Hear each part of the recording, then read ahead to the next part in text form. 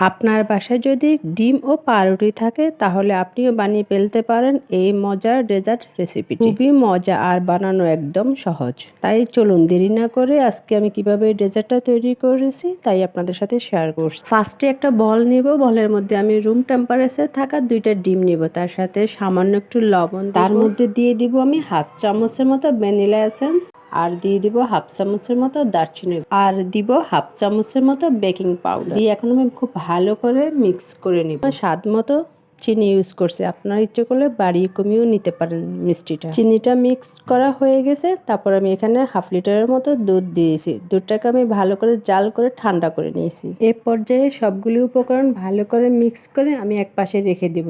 তারপর আমাদের লাগবে পাউরুটি। আমি তো 4 পিস পাউরুটি নিয়েছি হাফ কেজি দুধের জন্য। একটা কেচির সাহায্যে আমি পাউরুটিগুলোকে ছোট ছোট টুকরো করে কেটে নিয়েছি। এ পর্যায়ে আমার কেটে রাখা পাউরুটিগুলোকে আমি আমার দুধের সাথে মিক্সড করে নিয়েছি। আলতো হাতে সবগুলি উপকরণ আমার একসাথে খুব ভালো করে মিক্স করে নিতে হবে। তারপরে পাউরুটির মিশ্রণটার উপরে আমি কিছুটা চকলেট চিপস দিয়েছি আর দিয়েছি কালো কিশমিশ দিয়ে আবারও খুব ভালো করে মিক্স করে নিয়েছি। তারপর আমি একটা স্টিলের পাত্র নিয়েছি, পাত্রতে আমার মিশ্রণটাকে ঢেলে দিয়েছি। দিয়ে উপরে আমি আবারও কিছু চকলেট চিপস আর কালো কিশমিশ দিয়েছি। এই পর্যায়ে দেখতে আমার ডেজার্টটা অনেক সুন্দর লাগতেছে, তাই না? তারপর একটা পাত্রের মধ্যে আমি পানি নিয়েছি, পানির উপরে আমি একটা স্ট্যান্ড দিয়েছি, স্ট্যান্ডের উপরে আমার সেই পাউরুটির মিশ্রণের পাত্রটা আমি রেখে দিব। উপর একটা ঢাকনা দিয়ে ঢেকে দিব। এই পর্যায়ে চুলাটা আমার একদম মিডিয়াম আঁচে থাকবে। মিডিয়াম আঁচে ডেজার্টটাকে আমি 30 থেকে 35 মিনিট রান্না করে নিব। তারপর একটা স্টিকের সাহায্যে আমি চেক করে নিব যে আমার পাউরুটির ডেজার্টটা হয়েছে কিনা ভিতরটা। আমার স্টিকটা একদম ফ্রেশ এসেছে, তার মানে আমার ডেজার্টটা হয়ে গেছে। এখন আমি আমার ডেজার্টটাকে ঠান্ডা হওয়ার জন্য রুম টেম্পারেচারে আসার জন্য রেখে দিব। যতক্ষণ না পর্যন্ত রুম টেম্পারেচারটা নর্মাল হয়ে যাচ্ছে ততক্ষণ আমি অপেক্ষা করব। ঠান্ডা হয়ে যাওয়ার পরে আমি এখন সুন্দর করে চারপাশে ঘুরিয়ে ঘুরিয়ে আলগা করে একটা প্লেটে নিয়ে নিব। তারপর আমি আপনাদেরকে কেটে দেখাচ্ছি কতটা সফট হয়েছে জিনিসটা, আর আলহামদুলিল্লাহ খেতে যে কতটা মজা হয়েছে।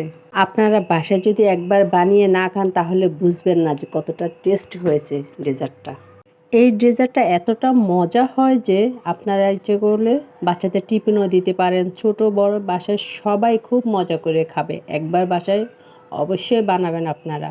ডেজার্টটা দেখতে অনেক সফট হয়েছে এবং খেতেও খুব মজা হয়েছে। চকলেট কিশমিশের কারণে প্রত্যেকটা বাইটের মধ্যে দাঁতের নিচে যখন কিশমিশ আর চকলেটের চিপসটা পড়তেছে কি যে মজা লাগতেছে খেতে। দারচিনির গুঁড়োটার কারণে এত সুন্দর একটা ফ্লেভার আসছে যে না খেলে আপনারা বুঝতে পারবেন এটা যে কতটা মজা হয়েছে। আমি তো জাস্ট কোনো রকমের ভিডিওটা কমপ্লিট করছি, এত মজা হয়েছে যে সবাই চেটেপুটে খেয়ে ফেলেছে। আপনারা বাসায় একবার হলেও ট্রাই করবেন। আর আমার সম্পূর্ণ ভিডিওটা দেখার জন্য আপনাদের সবাইকে অসংখ্য অসংখ্য ধন্যবাদ। সবসময় আমার পাশে থাকবেন, ইনশাল্লাহ আমিও সবসময় আপনাদের পাশেই থাকবো।